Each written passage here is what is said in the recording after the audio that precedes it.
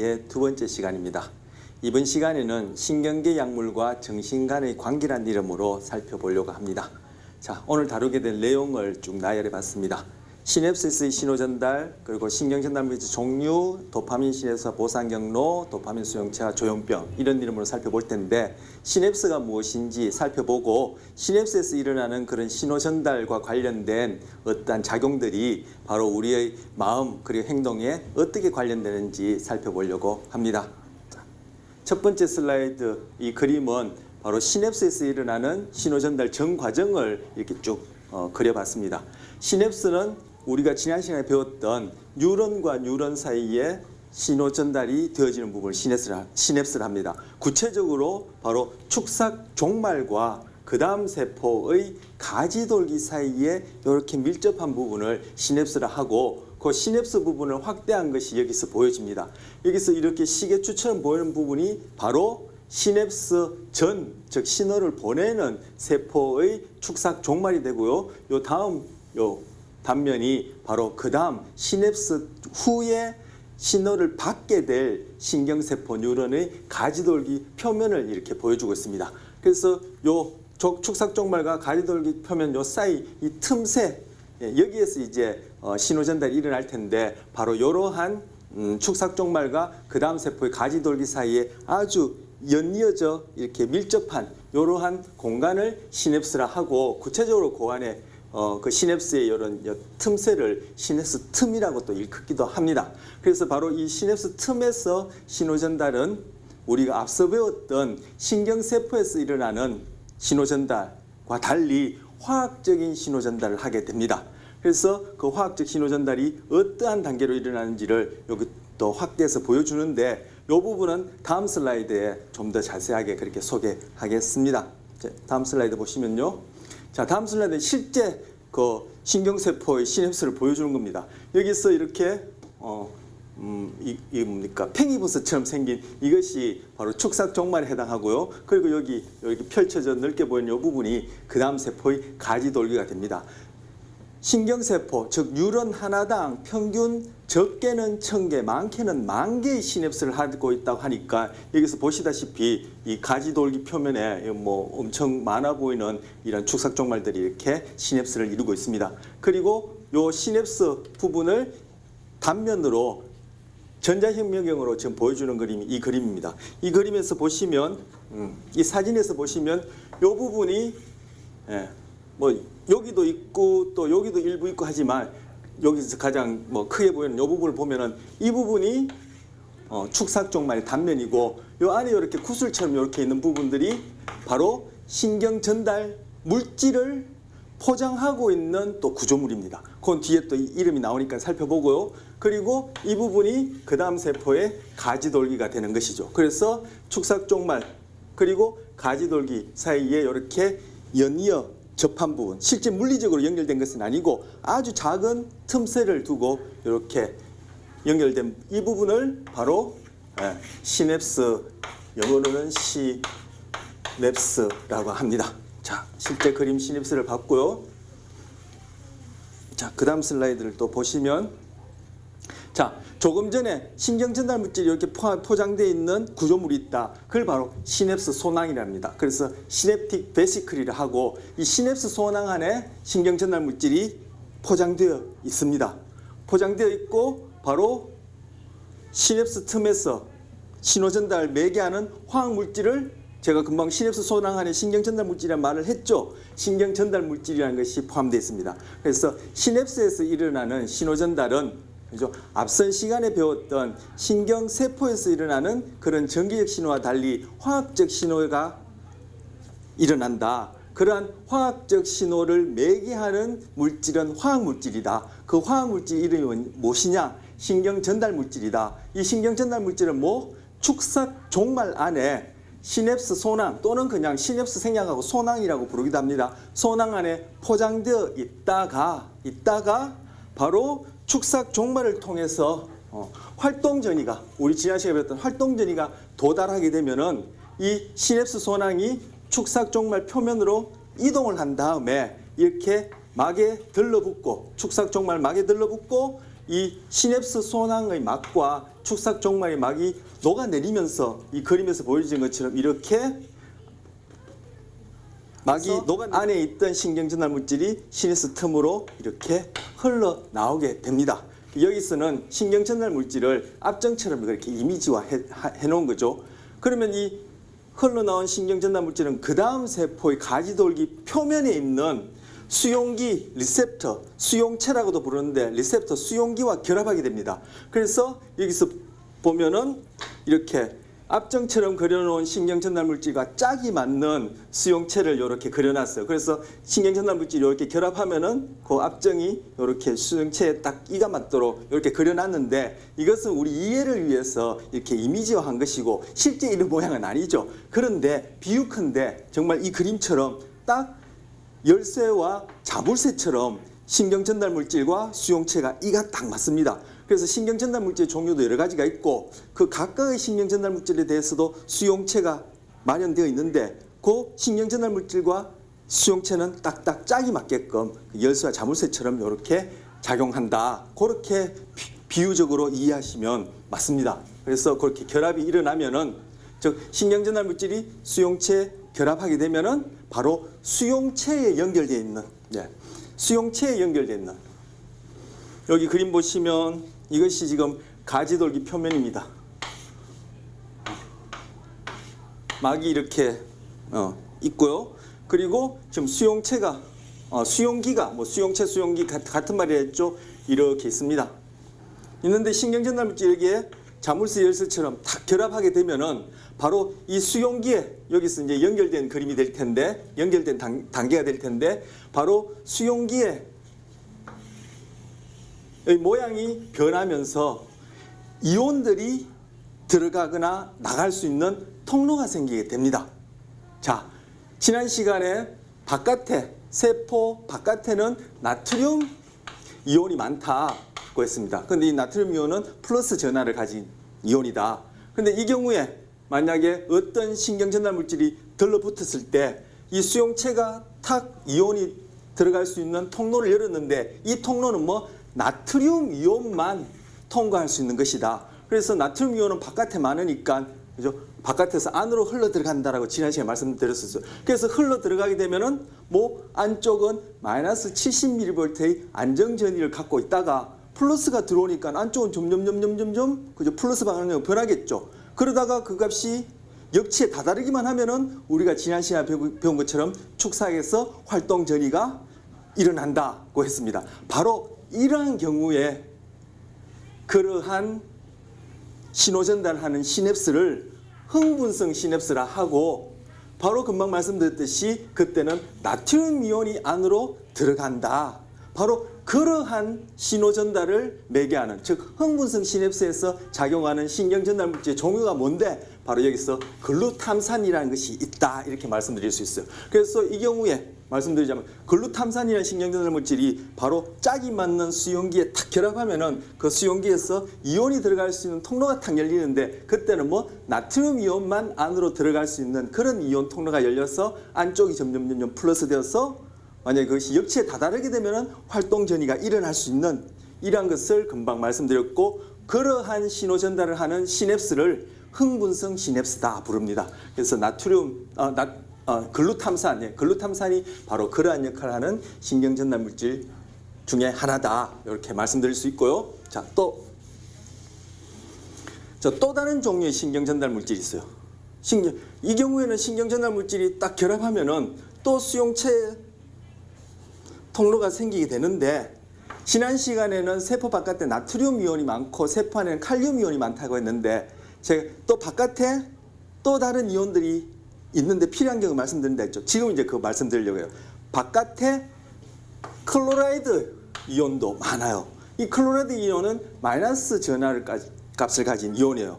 그래서 어떤 신경전달 물질이 탁 수용기에 결합하면은 그때 열쇠와 자물쇠처럼 짝이 맞는 수용기는 이온 통로를 탁 만들게 되는데 이때는 바깥에 많은 염소 이온, 클로라이드 이온이 들어갈 수 있는 그러한 통로를 여는 경우가 있어. 이렇게 되면은 안쪽에는 더욱더 마이너스 값이 되는 거죠. 그러면은 역치에 다다를 수 있는 그런 가능성이 점점 멀어지니까 이 경우를 바로 억제성 시냅스라 하고, 여기 써놓은 대로 염소 이온이 뭐 안으로 들어가는 경우에 해당하는 거예요. 바로 그러한 역할을 하는 신경 전달 물질은 뭐가 있는데 바로 가바라는 게 있어요. 이거는 감마 아미노 부티릭 애시드를 줄임말이에요. 그래서 가바 이렇게 부릅니다. 그래서 가바라는 신경 전달 물질이 탁 수용기에 결합하면은 그때 열리는 이온 통로는 염소가 안으로 들어가서 점점 마이너스 값으로 만드는 그러한 경우가 있다. 이런 경우의 시냅스를 억제성 시냅스라 합니다. 자, 또 하나. 똑같은 가바인데도 수용기에 탁 작용하면은 신경 전달 물질의 종류도 많지만 신경 전달 물질마다 열쇠 자물쇠처럼 짝이 맞는 수용기가 있다 했죠. 근데 이 수용기, 짝이 맞는 이 수용기에도 또 여러 종류가 있어요. 그러면 점점 복잡해지는 거죠. 그런데 가바와 결합하는 수용기 중에 또 다른 종류의 수용기는 이온 채널을 턱 열게 되는데 뭐 안에 많은 칼륨이 밖으로 나갈 수 있는 이온 통로를 여는 그러한 가바 수용기가 있어요. 이런 경우에는 마찬가지로 안에 많은 칼륨이 밖으로 나가니까 안쪽은 어떻게 돼요? 또 마이너스 쪽으로 변하겠죠. 그럼 또 역치로부터 멀어지니까 이것 또한 활동 전이를 일으킬 가능성으로부터 점점 희박해지니까 이 경우도 억제성 시냅스를 하고, 금방 말씀드린 대로 칼륨 이온이 유출함으로써 바로 억제성 시냅스 역할을 하는 경우도 있다. 이 경우에도 마찬가지로 가바 이해가 됩니다. 자, 지금 말씀드렸던 흥분성 시냅스, 억제성 시냅스를 통해서 생겨나는 전기적 변화는 바로 가지돌기와 세포체에서 일어나는 일이에요. 그리고 지난 시간에 말씀드렸던 활동전이는 축삭에서 일어나는 일이에요. 물론 축삭 종말까지 딱 전달되는 거죠. 그런데 그 활동전이는 지난 시간에 실무율을 따른다 했죠. 역치에 다다르기만 하면 반드시 그죠? 올와 난 법칙을 따라 그렇게 전파되어진다고 했는데, 금방 말씀드린 이렇게 안쪽이 플러스 방향으로 변하는 경우든 안쪽이 마이너스 방향으로 변하는 경우든 이런 경우의 신호들은 가지돌기와 세포체에서 일어나는 일들로 얘들은 서로 그죠? 더해지기도 하고 그죠? 상쇄되기도 하고 가감이 가능한 그러한 전기적 변화예요. 그것을 바로 등급전이라고 그래요. 영어 그대로 graded potential이라고 그래요. 그런데 활동전이는 그죠? 한번 일어나면 같은 형태가 계속 반복되어지지, 활동전이가 뭐 그죠? 합쳐져서 2배 커진다든지 뭐 이런 일은 없죠. 그런데 금방 말씀드린 이러한 안쪽이 더 플러스로 변한다든지 안쪽이 더 마이너스로 변한다든지 이러한 형태로 일어나는 전기적 신호를 등급전이라 하고, 이들은 그죠? 합쳐지기도 하고 빼지기도 해요. 아까 말씀드린 대로 율은 하나당 적게는 1000개, 많게는 10,000개의 시냅스가 있는데, 그럼 각각의 시냅스에서 어떤 시냅스에서는 흥분성 시냅스라서 나트륨이 안으로 들어오고, 어떤 시냅스에서는 억제성 시냅스라서 염소나 칼륨이 나가게 되면은 그죠? 하나의 뉴런 안에서도 여러 가지 돌기의 시냅스가 있는데, 어떤 시냅스에서는 금방 말씀드린 대로 흥분성 시냅스고, 어떤 시냅스에서 억제성 시냅스라서 그 전기적 변화가 서로 가감되어진 결과가 역치에 다다르면은 축삭에서부터 활동 전이가 일어나고, 그 합쳐진 결과가 역치에 다다르지 못하면 거기서는 없던 일이 되어버리는 거죠. 바로 이러한 가지돌기와 세포체에서 일어나는 전기적 변화를 등급전이합니다. 그래서 등급전이는 실무율을 따르지 않습니다. 그래서 활동전이 실무율을 따른다. 그것이 큰 차이예요. 그래서 세포체에서 이렇게 등급전이들이 실무율을 따르지 않음으로써 가감 상쇄에 의해서 그 다음 세포로 활동전이를 통해 신호를 전달해 줄지 말지를 결정할 수 있기 때문에, 비유적으로 얘기하자면은 유런에서 의사결정을 하는 부위는 세포체다, 이렇게 얘기할 수 있는 것이죠. 비유적으로 얘기하면. 그렇지 않으면은 항상 가지돌기를 통해서 전기신호가 일어나면은 등급전이도 만약에 실무를 따른다면은 항상 그냥 활동전이 일어나고 그 다음 세포로 또 그런 일이 반복된다면은 뇌는 끊임없이 활동전이를 발생시키게 되는 거예요. 바로 그러한 것과 관련된 현상이 우리가 예전에는 간질이라 불렀는데 요즘은 뇌전증이라 부르는 그런 현상이에요. 그래서 뇌전증은 뇌에서 그죠?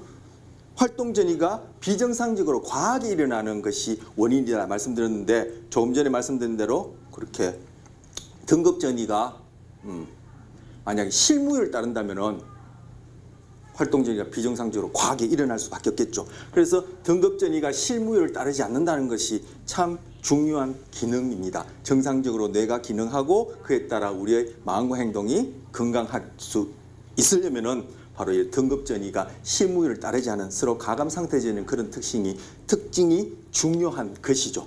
그래서 지금 신경전달물질 종류 대표적으로 글루탐산, 가바 하나 소개해 드렸습니다.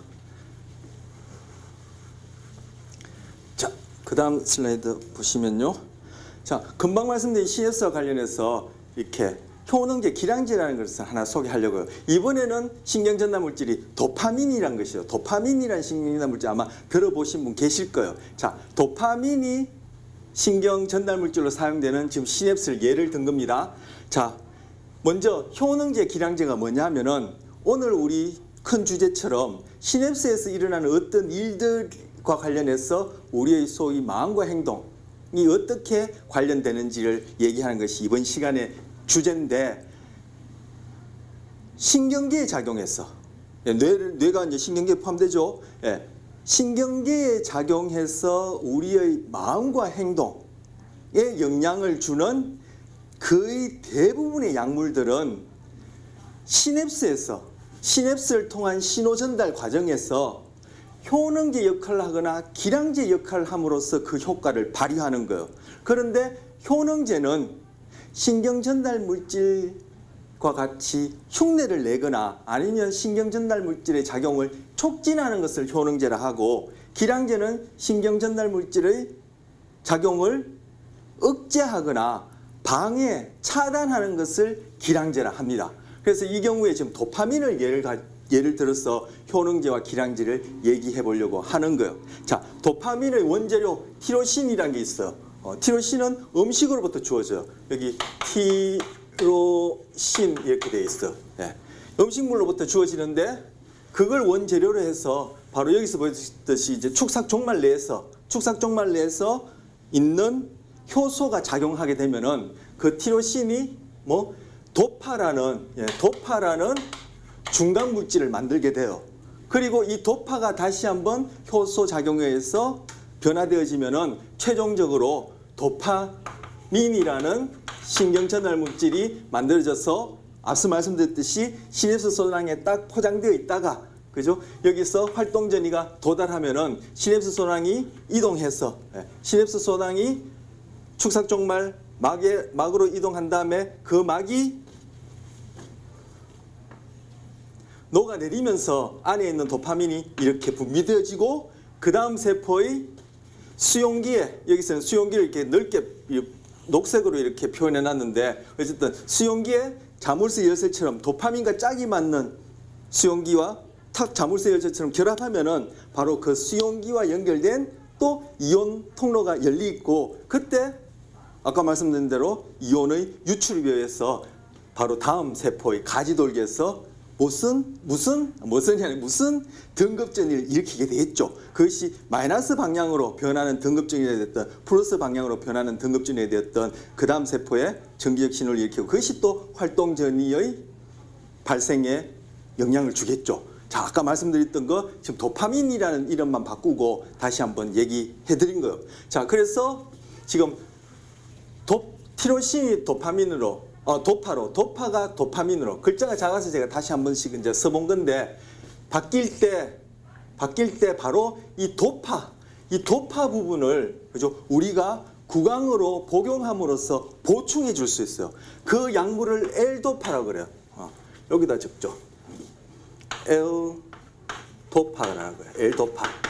이 L도파는 어떤 경우에 먹게 되냐면은, 여러분 파킨슨병 들어보셨어요? 파킨슨병. 이 병을 처음 소개한 분의 이름을 따서 붙인 건데 파킨슨병이라고 그래요. 이 파킨슨병 같은 경우에는 우리 뒤에서 이제 파킨슨병과 관련된 내용을 좀 자세히 다룰 그런 기회가 있습니다만, 파킨슨병 같은 경우에는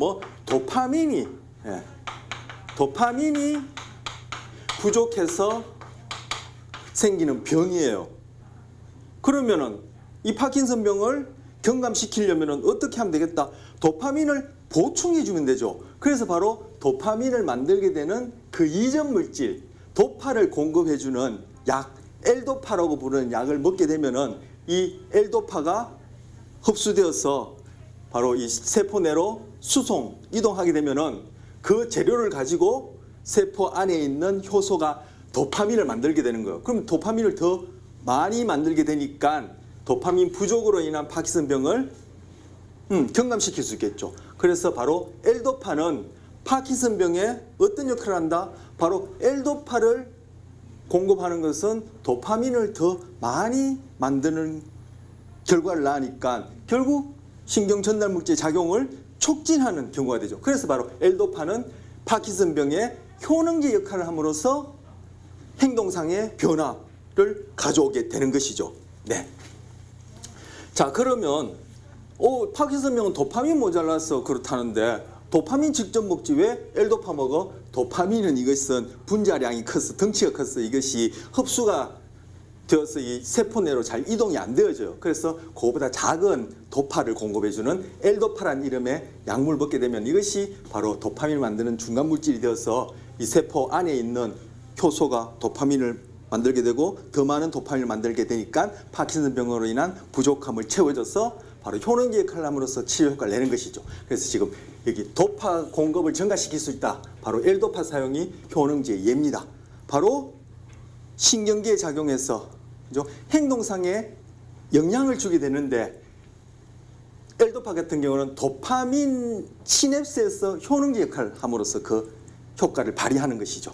자, 그다음 이쪽으로 오겠습니다. 자, 아까 말씀드린 대로 신경전달 물질이 분비되고 그것이 수용체에 결합하면은 결합해서는 이제 이온이 들락날락할 수 있는 이온 통로가 생길 텐데 그 신경전달 물질이 수용체에 계속 결합해 있느냐? 그렇지 않아요. 이것이 결합했다가 바로 그런 전기적 변화를 일으키는 과정이 일어나게 되면은 이 신경전달 물질은 수용체에서 다시 떨어져서 분리되어서 지금 도파민의 경우에는 재흡수되게 돼요. 재흡수되어서는 다시 소원항에 포장되었다가 또 활동 전이가 내려오면은 아까 말씀드린 대로 그 과정을 반복하게 돼요. 그런데 지금 여기 보여지는 이 약물들은 종류가 하나, 둘, 한 세 가지 정도 제가 소개해 드릴 텐데 이 약물들은 바로 도파민 재흡수를 차단하는 약물이에요. 바로 그 도파민 재흡수를 차단하는 약물 중에 지금 첫 번째가 뭐예요? 코카인이에요. 코카인. 코카인은 향정신성 약물이죠. 향정신성 약물 이렇게 불러요. 소위 우리에게 약물 중독을 일으키는 그런 물질이에요. 그런데 이 코카인은 어떻게? 바로 도파민을 사용하는 뇌 안의 시냅스에서 그 도파민이 재흡수되는 것을 못하게 해가지고 재흡수를 차단해서 이 시냅스 틈새에 좀 더 오랫동안 머물게 해가지고 바로 신호 전달을 더욱더 어떻게 하죠? 촉진하게 되는 거죠. 증폭시키게 되는 거죠. 그렇게 함으로써 바로 코카인 사용 때 갖고 있는 우리가 경험할 수 있는 쾌감을 경험하게 되는 거예요. 자, 바로 신경계에 작용해서 구체적으로 뭐 도파민 시냅스에 작용해서 우리의 어떤 마음의 내용을 그죠? 변화시키죠. 어떤 역할을 함으로써? 기량제 역할을 합니까? 효능제 역할을 합니까? 이 코카인 같은 경우에는 효능제 역할을 하죠. 재흡수를 차단했으니까 그거는 기량제 아니에요. 이렇게 생각할 수 있을 텐데 아니에요. 자, 효능제는 신경전달 물질의 작용을 흉내내거나 촉진하는 거라 했어요. 코카인이 재흡수를 차단했지만 그 차단한 최종 결과는 뭐죠? 이 시냅스 틈새에 도파민이 좀 더 오래 머물게 함으로써 신경전달 물질의 작용을 촉진했죠. 그러니까 코카인은 효능제 역할을 함으로써 바로 우리에게 쾌감이라는 경험을 가져다 주는 효능제예요. 오케이. 자, 두 번째, 여기 보면 메틸페니데이트라는 게 있어요. 여기다 적어야 되겠어. 메틸페니데이트.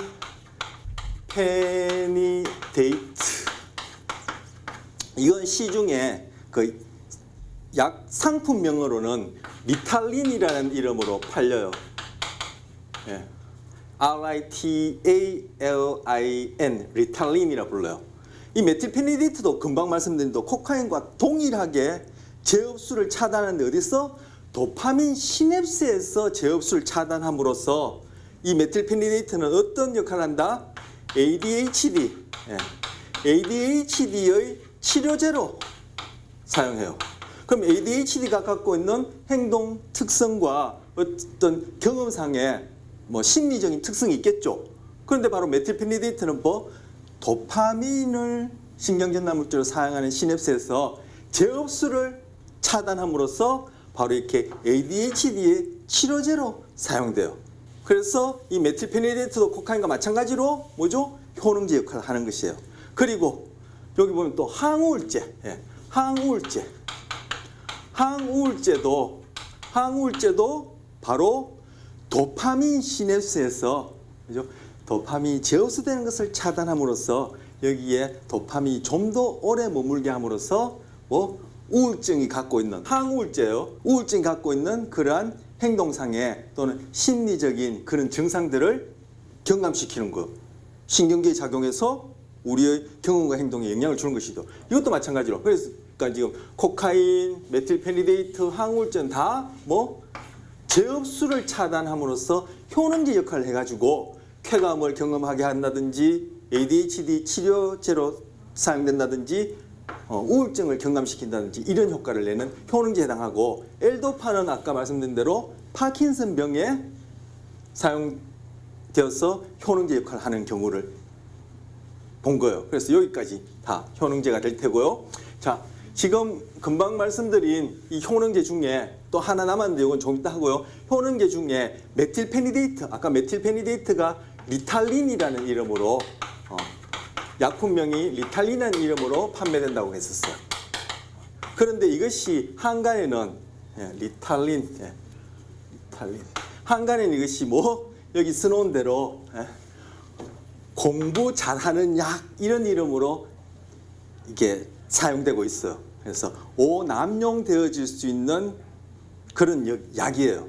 그런데 ADHD 같은 경우는 바로 주의력 결핍 그리고 과잉행동 장애가 주된 증상인데 주의력 결핍 바로 메틸페니데이트가 도파민 재흡수를 차단해가지고 주의력을 높여주는 거예요. 그래서 도파민은 뇌 안에서 도파민이 작용하는 시냅스는 우리 주의라는 어떤 그런 그 정신적인 과정을 매개하는 신경전달 물질이다 이렇게 볼 수 있는 것이에요.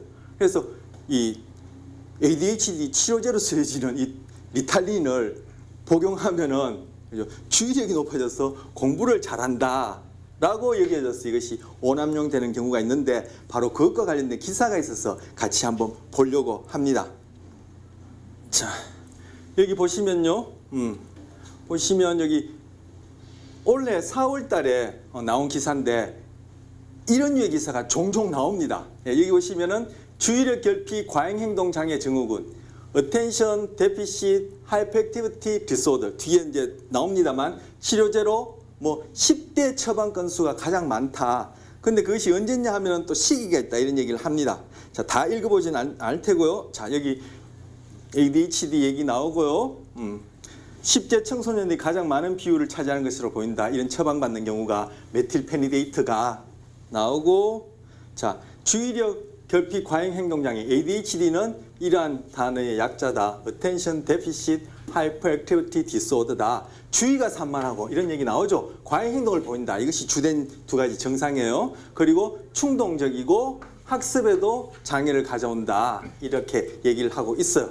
자, 그런데 자, 또 밑에 보시면 이것이 물론 10대들 중에 ADHD라는 어떤 증상을 가졌기 때문에 치료약으로 쓰이는 경우도 있지만 아까 말씀드린 대로 이 약이 도파민 효능제로 작용해가지고 도파민이 주의 또는 각성과 관련되는 그러한 기능을 하기 때문에 이 약을 먹음으로써 뭐 속칭 공부 잘하는 약으로 남용되어지는 경우가 있다. 그래서 여기서 오남용 방지를 위한 대책이 요구된다. 이런 기사가 나왔고 아까도 말씀드린 종종 이런 것들이 기사화되고 있어. 근데 바로 최근에 이제 4월달에 기사화된 걸 제가 보게 되었는데 그런데 이것을 이렇게 오남용하게 되면은 그 부작용이 있는데 뭐 식욕부진, 불면증, 두통 그리고 심할 경우에는 뭐요?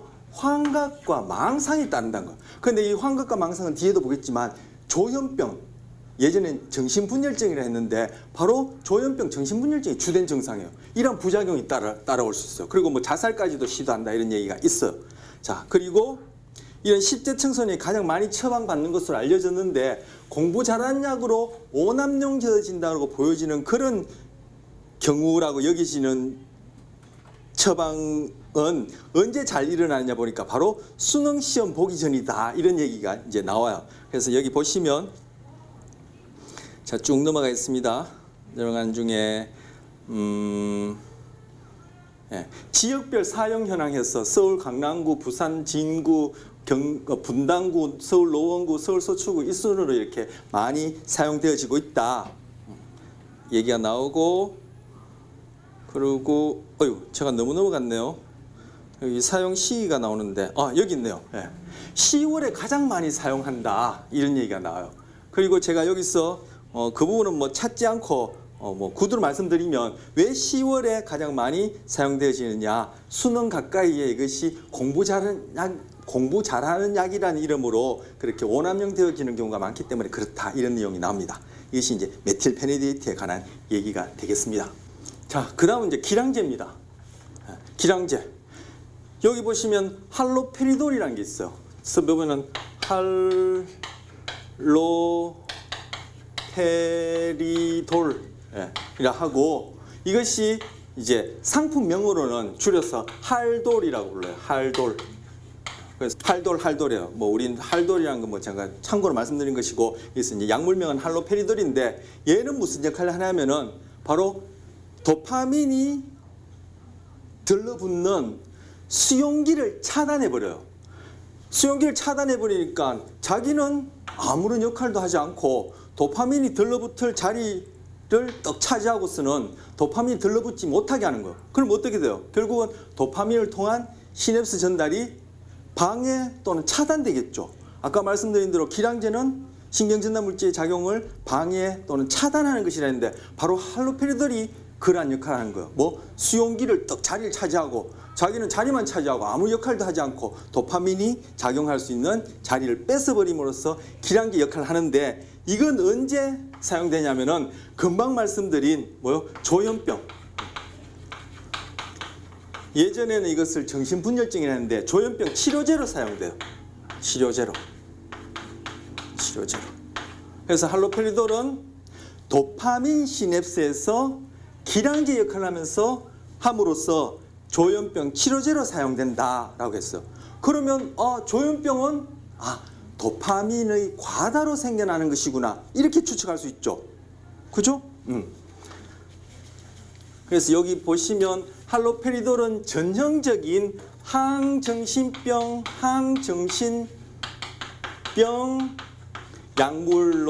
약물이다 이렇게 했는데, 여기다는 항을 쓰는 거예요. 항정신병 할 때 이 정신병은 바로 흔히 이제 조현병을 얘기하는 거예요. 그 조현병 치료제로 쓰이는 약물이 여러 종류가 있는데 할로페리돌은 금방 말씀드린 대로 시냅스를 차단함으로써 기량제 역할을 해서 조현병의 증상을 치료한다. 그렇다면 조현병은 도파민이 과다해서 생기는 질환이구나 이렇게 생각할 수 있겠죠. 자, 효능제, 기량제, 시냅스 전달 관련해서 살펴봤습니다. 자, 세 번째 주제가 되네요. 자, 우리 첫 번째 시냅스에서 일어나는 신호 전달 과정, 그리고 두 번째 신경 전달 물질 종류 해가지고 뭐 억제성 시냅스, 흥분성 시냅스를 매개하는 그런 신경 전달 물질, 글루탐산, 가바 봤었고, 조금 전에 이제 도파민과 관련해서 효능제 기량제라는 개념 소개했었고요. 이제 세 번째 이제 도파민과 관련해서, 네 번째도 그렇고 도파민 관련해서 좀 더 이제 얘기를 하려고 합니다. 바로 아까 도파민 시냅스에서 뭐 재흡수를 차단하는 코카인 같은 경우에 그것이 쾌감을 일으킨다 했죠. 구체적으로 그 쾌감의 경우에 어떻게 일어나는지를 좀 더 살펴보려고 하는 거예요. 자, 지금 이것이 이제 뇌, 이것이 이마 쪽, 여기 뒤통수, 여기 옆이에요. 각각의 부위가 이름이 있는데 그건 다음 시간에 언급해야 하기로 하고, 이것은 좀 이따 또 언급해야 될 것 같기도 한데, 자, 그래서 이렇게 써 있는 그 모양에 해당하는 거예요. 이마, 옆, 뒤통수예요. 이걸 반을 딱 잘랐어요. 여러분 이렇게 알다시피 좌우뇌가 호두처럼 이렇게 되었다는 거 아시죠? 그 반을 딱 잘라서 이것 같은 경우에는 지금 오른쪽 뇌의 안쪽 면을 보여주는 거예요. 그럼 요거 이마 쪽, 뒤토숙 쪽이 되겠죠. 그 건너편에 이 측면이 지금 이렇게 요만큼 보여지고 있죠. 그래서 여기 보시면 실제 딱 절단된 부분은 이런 부분이 절단됐죠. 이런 부분이, 이런 부분, 이런 부분. 그리고 여기 익히 잘 아시는 요 손의 부분, 이런 부분이 절단되었고 나머지 이런 부분들은 어떻다? 절단된 것이 아니라 그냥 이렇게 감춰져 있던 부분, 접혀 있던 부분이 드러난 것처럼 확연히 보이죠. 그래서 이렇게 절단된 부분 중에 손해를 포함해서 이 부분까지 이렇게 이 부분에 대한 구체적인 이름들은 뭐 우리 앞으로 필요할 때 얘기를 하기로 하고 이 부분을 후뇌라 그럽니다. 후뇌. 그리고 이 부분, 요만큼을 뭐 중뇌라 그래요. 그리고 나머지 부분은 제가 이걸 색깔이 뭐 차이가 날까? 이 부분들, 이 부분들은 전뇌라 그래요. 전뇌. 바로 전중후 이런 뜻이죠. 전중후 이런 뜻인데 바로 이 전중후 중에 중뇌와 후뇌를 브레인, 뭐 대문자로 쓸까요? 브레인, 스템 해서 이 스템이 무슨 뜻이에요? 줄기, 기둥 이런 뜻이죠. 그래서 뇌간 또는 뇌 줄기 이렇게 부릅니다. 오케이. 그래서 뇌는 크게 구분하자면 바로 뇌가 뇌줄기에 바로 전뇌가 이렇게 덮여 있다. 뭐 이런 식으로 글씨적으로 이렇게 구분을 할 수 있어요. 자, 이 중에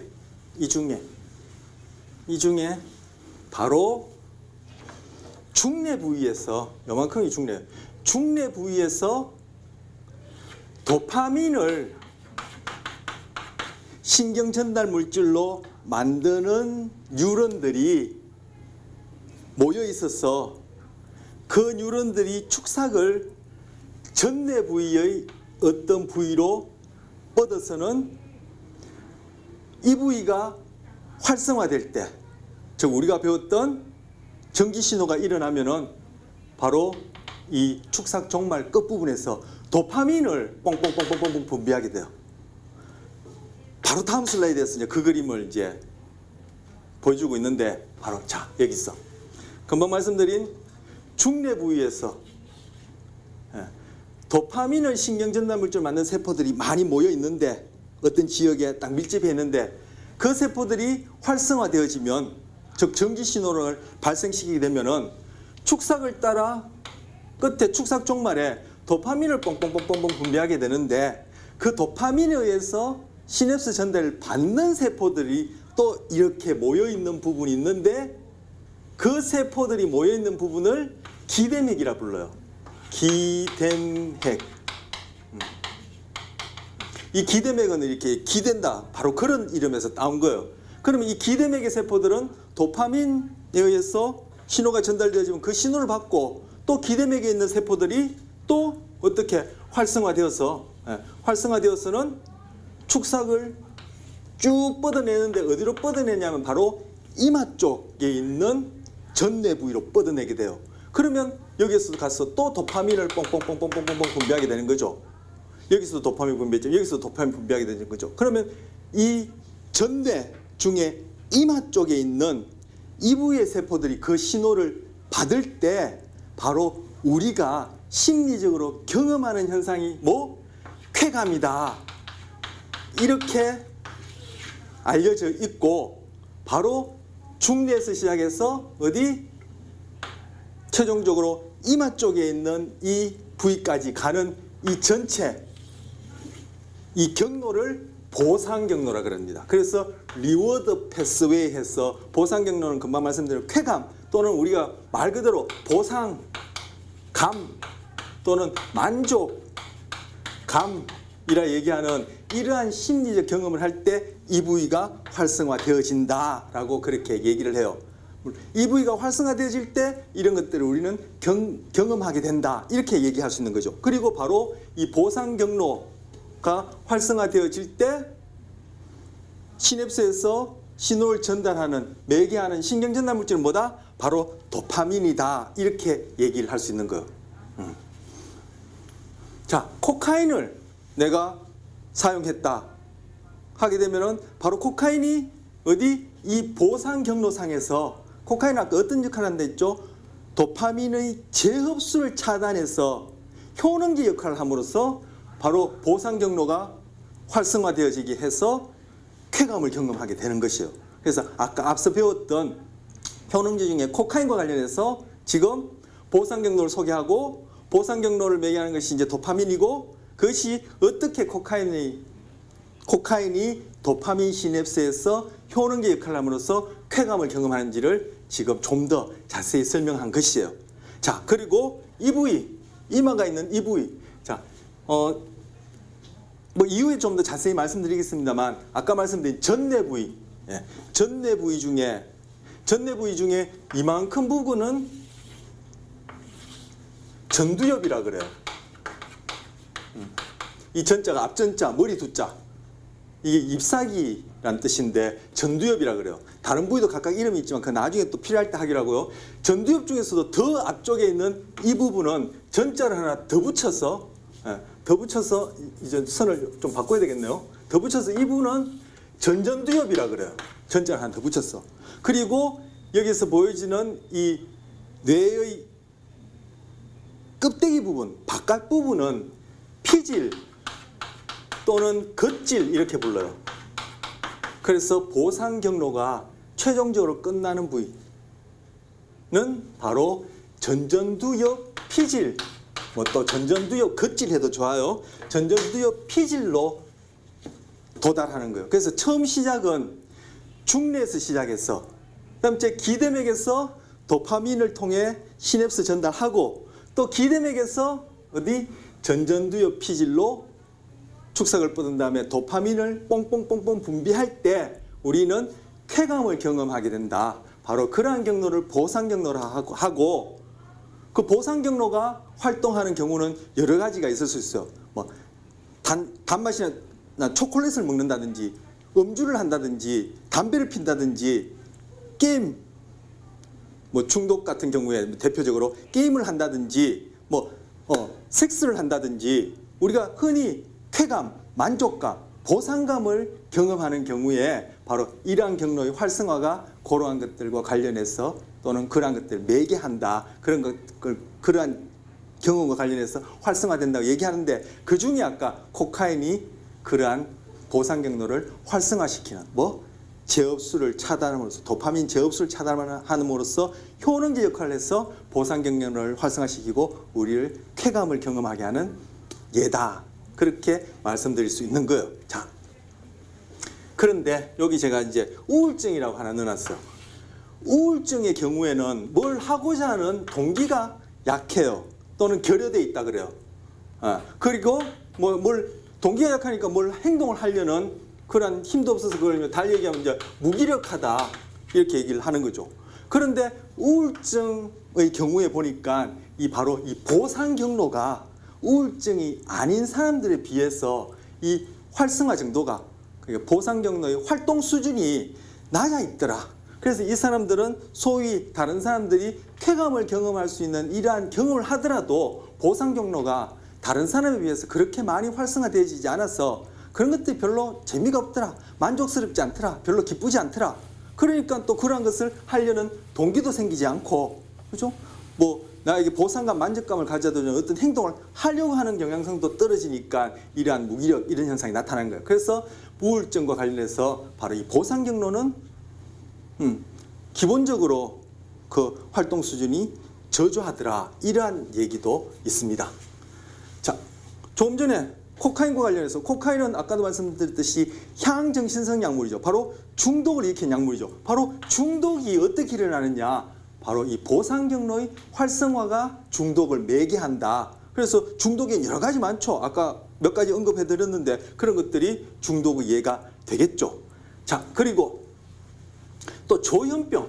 아까 앞서 말씀드릴 때 조현병의 치료제로 쓰이는 약물이 있다 했어요. 바로 할로페리돌이라는 약물인데, 할로페리돌은 도파민 시냅스에서 수용기를 차단해가지고 조현병의 치료제로 쓰인다 했어요. 그렇다면 조현병은 도파민의 과잉으로 인한 것이라는 것을 논리적으로 추론할 수 있죠. 그래서 바로 이 보상 경로상에 도파민의 과다가 조현병하고 관련된다라는 이러한 연구도 있어요. 그런데 아까 말씀드렸듯이 조현병의 대표적인 증상이 망상과 환각이거든요. 그래서 이 보상 경로가 비정상적으로 과활성화되어지면은 바로 망상과 환각이라는 것을 경험하게 하는 조현병 발병과 관련되어지고, 또 한편 이 보상 경로는 중독 행동의 유발을 매개하기도 하고, 또 우울증의 경우에는 이 보상 경로의 활동 수준 자체가 그렇지 않은 사람에 비해서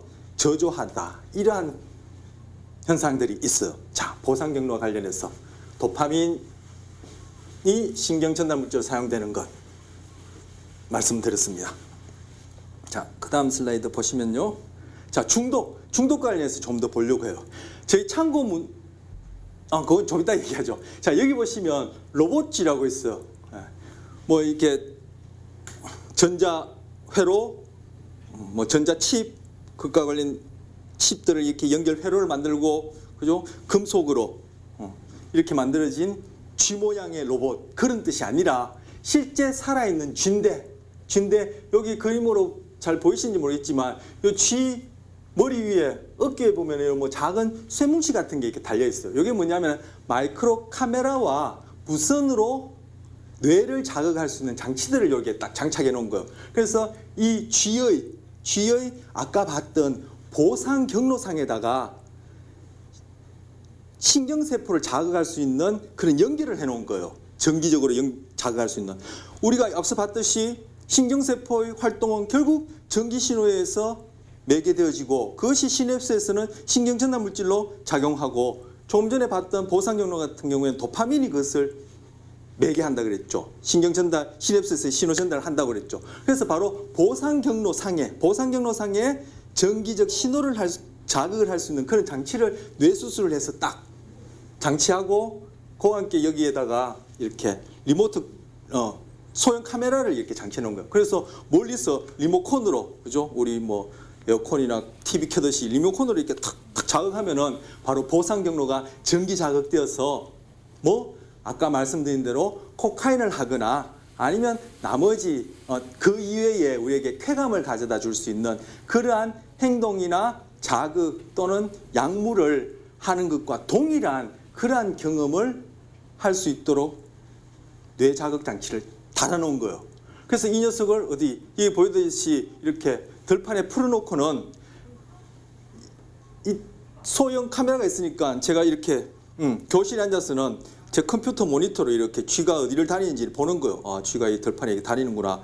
다닐 때 제가 임의로, 그죠? 예를 들어서 이 나무 가까이 가면은 스위치를 꼭 눌러요. 그럼 얘는 이 나무 가까이 갔을 때, 또는 나무에다가 냄새를 흠흠 맡거나 발을 올리려고 할 때 보상 경로가 자극되는 거예요. 그럼 얘는 바로 나무에 가까이 가거나 나무에 올라가려고 하는 행동이 얘한테는 쾌감을 가져다 주는 거죠. 즉 어떤 보상을 해주게 되는 거죠. 그렇게 그러한 것들을 반복해서 나중에 이 쥐가 어떻게 나무 꼭대기까지도 올라갈 수 있게 할 수 있다는 거예요. 그래서 여기 보시면은 쾌중추, 여기서 쾌중추라는 것이 바로 보상 경로를 얘기를 하는 거예요. 이제 번역상의 차이로 여기서 쾌중추라 했는데, 보상 경로 제어를 통해, 이 제어가 뭐죠? 컨트롤한다는 얘기죠. 그래서 제가 탁탁 누른다는 얘기예요. 바로 보상 경로를 자극한다는 얘기예요. 바로 그걸 통해서 돌아다니는 살아있는 쥐인데 꼭 로봇 같다 해서 로봇쥐, 로봇렛이라 불러요. 근데 이 녀석을 원격 장치로 자극을 해줘서 이 쥐를 나무 꼭대기까지도 돌아다닐 수 있도록 우리는 유도해낼 수 있다는 것을 보여주는 것. 이게 바로 앞서 봤던 보상 경로가 활성화되게 하는데, 결국 신경세포는 전기신호, 그리고 시냅스는 화학신호로 정보 처리되어지니까 직접 거기에다가 신경세포가 전기신호를 일으킬 수 있는 약한 전기 자극을 이 경우에는 리모트 컨트롤로 그렇게 해주면 이 쥐가 내가 원하는 대로 행동할 수 있도록 그렇게 만들 수 있다 해서 로봇쥐라 부르는 거예요. 자, 우리 강의 계획서에 제가 참고문으로 베르나르 베르베르가 쓴 뇌라는 책 소개했었죠. 이것이 1, 2부로 그렇게 번역되어서 지금 출판되고 있는데 시중에 뇌라는 책이 있어요. 여기 보면은 바로 거기 나오는 주인공이 바로 이 로봇쥐와 뭐 흡사하게 뭐 본질적으로 전혀 다르지 않게 바로 우리가 배웠던 보상경로 중에 기대맥, 거기는 측핵이라 나오는데 측자는 이제 한자 말이에요. 기대맥은 이제 한글 이름이고 바로 측핵에다가 마이크로칩이 심겨져 있는 거예요. 본인도 모르는 사이에 심겨져서는 꼭 로봇쥐처럼 누군가가 멀리서 이 사람의 행동을 일거수일투족 관찰하면서 그 보상경로를 자극해서 그 사람의 행동을 컨트롤하는 거죠. 그럼 당사자는 뭐 어떤 행동이 되었던 특정한 행동을 할 때 그것이 보상경로가 활성화되어지면은 그 행동이나 그 자극이나 또는 뭐 사건이나 그 사람이나 그죠? 뭐 그와 관련해서 내가 쾌감, 보상감, 만족감을 경험하기 때문에 바로 그러한 행동들을 반복하게 되어지는 거예요. 그러한 얘기를 주된 주제인 책이 바로 베르나르 베르베르의 뇌란 책이에요. 이것 한번 읽어보시면 지금 말씀드린 보상 경로와 관련해서 어떻게 중독이 일어나며 우리의 행동이 반복되어져서 나의 습관이 되어질 수 있는지를 보여주는 그런 재미난 책이에요. 그리고 여기서 일컬어진 용어들이 워낙 정확하고 뭐 전문서적 못지않게 그래 정보를 제공해 주기 때문에 한번 읽어볼 만한 그런 책입니다. 그래서 제가 여기다 적어봤고요. 자, 바로 말씀드린 이 보상 경로가 이 제목이 중독 아닙니까? 중독 어딕션. 아까 중독은 어딕션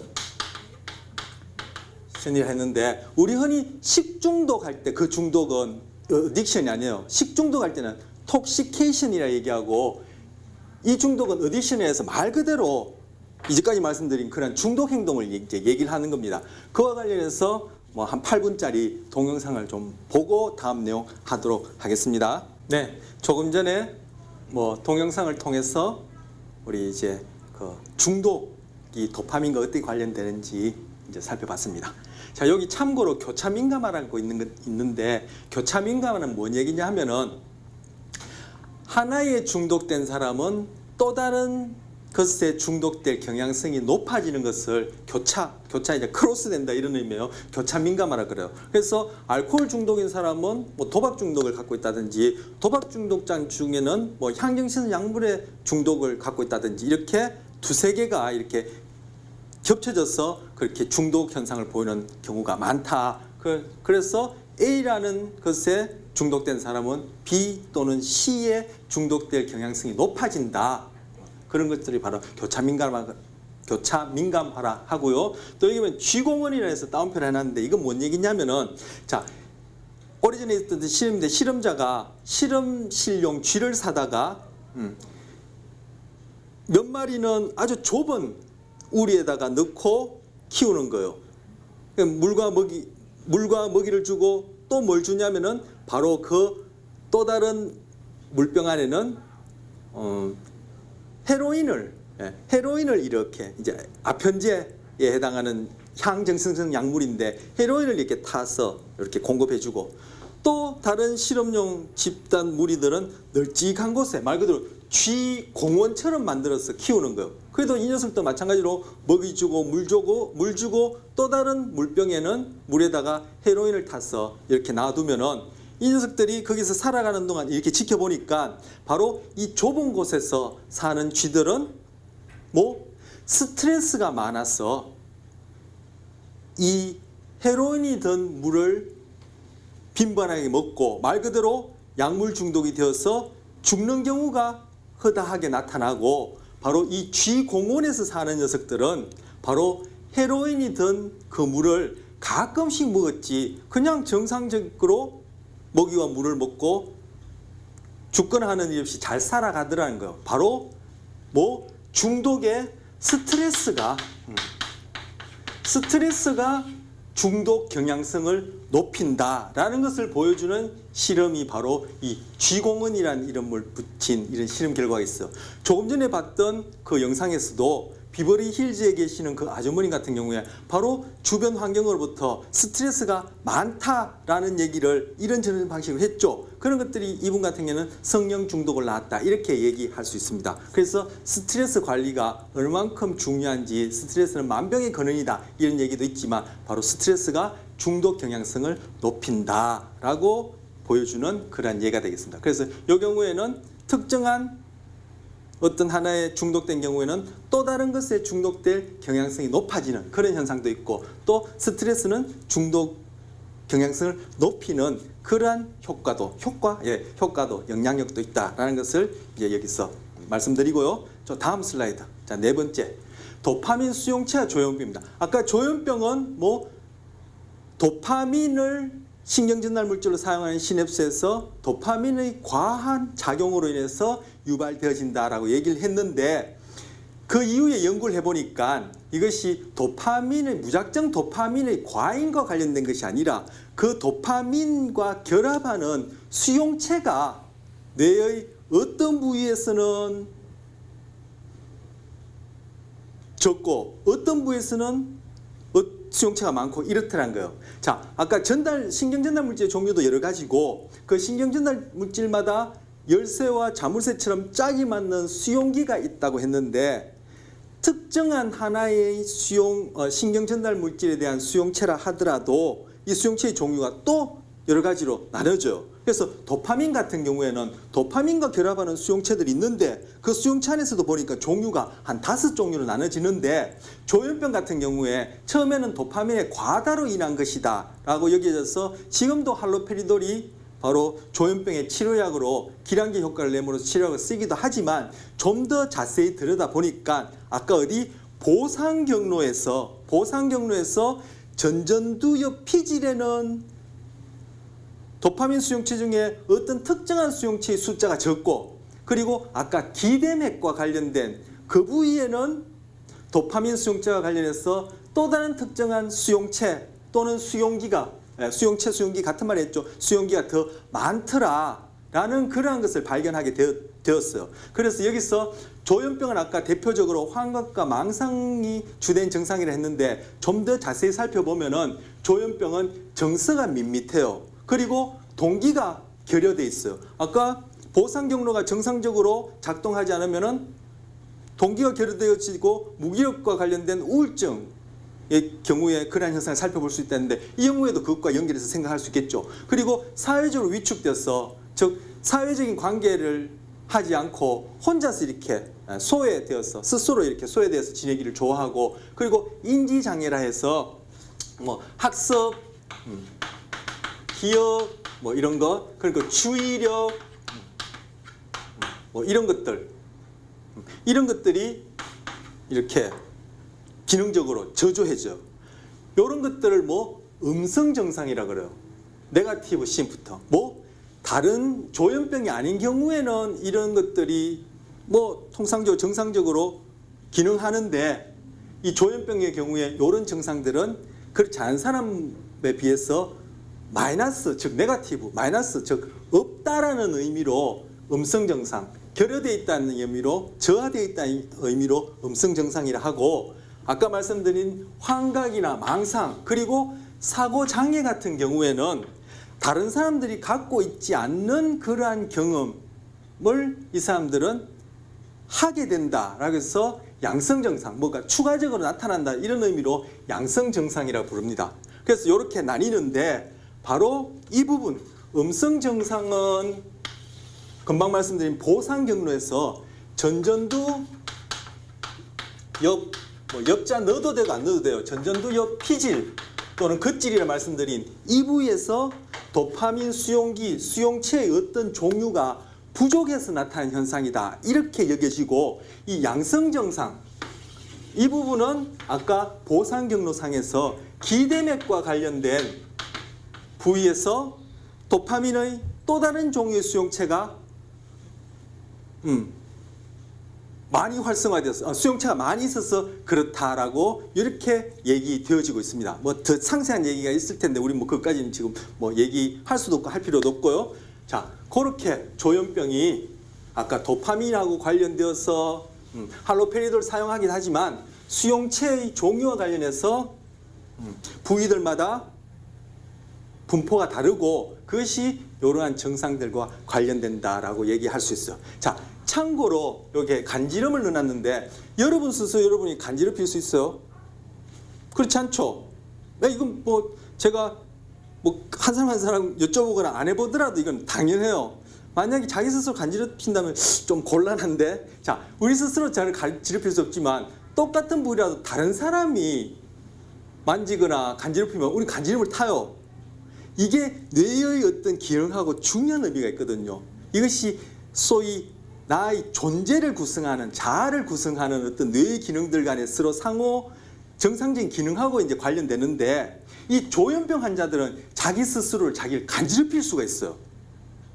이걸 통해서 중간에 왜 그런지는 제가 차치하고, 결과적으로 이 조현병은 뇌의 여러 부위들이 서로 상호 잘 조율이 안 되어 있다. 이 조현이라는 뜻이 현을 조율한다 이런 뜻이거든요. 그래서 조율이 잘 안 되어져 있는 경우다 이렇게 볼 수 있어요. 그런데 금방 말씀드린 때 우리는 스스로 간지럽힐 수 없다고 했는데, 저도 그렇고 여러분도 그렇고 우리 스스로 나를 간지럽힐 수 있는 경우가 있어요. 언제냐면은 잠에서 깨어나가지고 의식이 완전히 돌아오지 않았을 때, 즉 흔히 얘기한 트랜스 상태에서 아직 잠이 덜 깨서 지금 잠인지 꿈인지 생시인지 구별이 안 되어지는 그런 몽롱한 상태에서 비몽사몽간에 간지럽히면 내가 내 자신을 간지럽힐 수 있어. 그게 무슨 얘기죠? 바로 깨어있을 때 이런 뇌의 각 부위가 정상적으로 쿵짝쿵짝쿵짝 조율하는 경우와 달리, 그죠?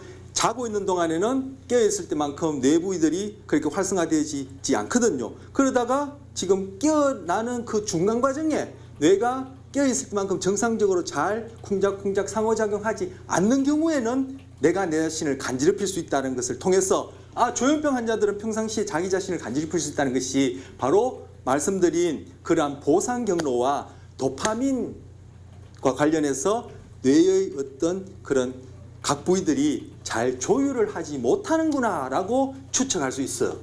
그리고 또 하나, 전조증상, 아우라라 그러는데, 아우라 이런 말 여러분 많이 듣거나 하신 적 있죠? 바로 조현병 환자들은 이러한 환각이나 망상 같은 이러한 에피소드를 하는데, 이런 경험을 하기 전에 뭔가 자기들이 참 표현하기 애매한 그런 좀 막연한 이상한 기분, 무드를 느껴요. 이걸 전조증상, 아우라라 그러는데, 이것이 바로 이 내부 장기의 어떤 상태하고 관련이 되어져요. 우리 나중에 뭐 스트레스 증서가 아니라 정서 얘기할 때 한번 이 내부 장기와 관련된 신경계가 어떻게 우리의 어떤 행동 또는 심리적인 현상과 관련된 말씀드릴 텐데, 이걸 통해서 볼 때 조현병 환자들은 이 신체, 내부 장기를 포함한 이 신체 상태와, 그리고 소위 우리가 정신적이라 얘기하는 어떤 나의 존재, 이런 것들이 잘 조율되어지지 않은 상태다. 즉 우리 자아를 구성하는 요소 안에는, 그죠? 내 신체적인 자아를 구성하는 요소와 소위 사회적인 관계 속에서 나의 정체성을 설명해주는 그런 자아 요소와, 내가 과거, 현재, 미래를 쭉 관통해서 나는 어떤 존재라고 얘기할 수 있는 어떤 정신적인, 그래서 정신적인 또는 뭐 사회적인, 신체적인 이렇게 세 부류의 자아가 있다라고 흔히 얘기하기도 하는데, 바로 이러한 전조증상을 이 사람들이 경험하는 것은 신체적인 자아가 바로 이러한 소위 정신적인 자아하고 잘 통합되어지지 않아서 그렇다라는 그러한 증거도 있어요. 그래서 여기서 참고로 넣어본 겁니다. 자, 다음 내용 보시면요. 자, 이거 조현병 환자들이 갖고 있는 증상을 보여주는 행동 검사예요. 그래서 이러한 검사를 신경심리학적 행동 검사라는데, 이런 검사를 해보면은 이 사람들이 조현병을 갖고 있구라는 것을 확진은 못하지만 조현병이라는 증상을 그렇게 이렇게 확진하기 전에 하나의 검사 도구로 쓰이는 거예요. 자, 여기서 보면 위스콘신 카드 분류 검사라는데, 위스콘신 카드가 뭔지 뒤에 그림에서 한번 잠시 보죠. 이것도 위스콘신 카드예요. 지금 색깔, 모양, 개수들이 이제 다양하게 되어 있죠. 이게 위스콘신 대학에서 만든 카드라서 위스콘신 카드인데, 이것을 분류를 하는 규칙을 바꿔가면서 검사를 해보는 거예요. 그러면 조현병 환자들과 그렇지 않은 경우에 그런 행동상의 차이가 나타나거든요. 그래서 다시 앞서 슬라이드 가서 내용을 읽어보면, 자, 신경심리학자 얘기 나오죠. 신경심리학자들은 많은 행동검사를 이용하여 이마 앞껍질의 기능을 측정한다.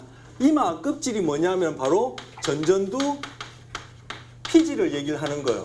아까 조현병과 관련해서 전전두 피질의 수용체 얘기를 하고 음성 정상 얘기했었죠. 자, 기능을 측정한다. 그중 하나가 여러 가지가 있는데 그중 하나가 위스콘신 카드 분류 검사이다. 3개의 적색원 뒤에 봤던 이제 그 그림 생각하시면서 3개의 적색원, 5개의 청색 삼각형 또는 4개의 녹색 사각형과 같이 예를 들어서 그와 같이 수나 색깔이나 무늬가 서로 다른 한 벌의 카드를 잘 섞어서 검사를 받을 사람한테 제시하는 거예요. 말하자면 조현병 환자한테 그죠? 행동검사를 한다면 이렇게 제시하는 거예요. 그리고 먼저 하나의 규칙을 얘기해 주는 거예요. 예를 들어서 색상에 따라 이 카드를 분류하세요 하는 거예요. 그러면 색상에 따라 카드를 배열하도록 지시한다. 그 다음에는 규칙을 바꿔보는 거예요. 어떻게? 이젠 수에 따라 분류해보세요 하면은 그에 따라 카드를 분류하도록 한다. 여러분 이거 뭐 식은 죽먹기죠. 우리 그죠? 뭐 고돌이도 치는데 이거 못하겠어? 그런데 이렇게 해보는 거예요. 그런데 이러한 변화된 규칙에 따르기 위해서는 그 이전 규칙에 대한 것을 억제해야 된다는 거예요. 이전 규칙은 더 이상 쓸모없다. 지금 규칙이 바뀌었다. 그죠? 이렇게 우리 어떤 정신적인 그러한 기능이 변환되어야 되는데 이때 뭐 이마 앞껍질, 금방 말씀드렸던 전전두 피질의 활동이 유발된다. 즉 전전두 피질의 기능이 활동이 이때 요구되어진다는 것. 그런데 이마 앞껍질에 손상을 입은 사람들은 어느 것이든 첫 번째 규칙은 잘 따르지만 새로운 규칙으로 전환하는데 어려움을 나타내는데 뭐 조현병 환자들이 그렇다는 거. 바로 조현병 환자들이 뭐 도파민, 시냅스, 그중 구체적으로 아까 수용기와 관련해서 얘기했는데 바로 도파민, 시냅스와 관련해서 이마 앞껍질에 이상이 있다는 것을 확인할 수 있는 검사가 되어져요. 아까 말씀드린 그 음성 정상 얘기하면서 뭐 정서 동기도 얘기했지만 뒤에 인지장애 얘기했었죠. 바로 그런 부분들과 관련되어지는 거예요. 조현병 환자들이 이러한 위스콘신 카드 분류 검사를 잘 못하는 것이. 그런데 관로 안에 보면 어린이들도 이걸 잘 못해요. 왜 그러냐? 이마 앞껍질 즉 전전두 피질은 몇 년 전만 하더라도 20세까지라 했는데 최근에 40세까지 발달하는 거예요. 엄마 뱃속에서 다 만들어져서 나오는 것이 아니라 40세까지 이마 앞껍질은 계속 발달하고 있는데 어린아이들은 아직 이마 앞껍질이 발달이 제대로 안 되어 있기 때문에 이런 어린아이들한테 위스콘신 카드 분류 검사 금방 말씀드린 이렇게 시켜보면은 잘 못하더라는 거예요. 그걸 통해서 볼 때 어린아이들도 이마 앞껍질이 기능이 성인의 경우만큼 뭐 40세까지 발달한다고 하는데 성인의 경우만큼 잘 기능하지 못하는구나 하는 것을 알 수 있는 거예요. 그래서 위스콘신 카드를 통해서 이마 앞껍질이 어떠한 이유로 손상이 됐든지 아니면 조현병 환자의 경우든지 아니면 이마 앞껍질이 발달상에 아직 완성이 되지 않은 그러한 경우에 이러한 행동상의 차이가 나타난다라는 것을 보여주는 검사예요. 바로 조현병과 관련해서는 조현병 환자들이 갖고 있는 인지장애라 얘기할 수 있는 그런 것과 관련된 것이죠. 마지막 슬라이드는 아까 봤었던 위스콘신 카드 분류 검사가 되겠습니다. 만약에 우리가 이거 먼저 만들었다면 뭐 ABC 대학 고돌이 분류 검사 이렇게 붙이면 되겠죠. 뭐 우리 화투놀이도 결국은 그죠. 어떤 규칙에 의해서 그것을 분류하는 그런 것 아닙니까? 예.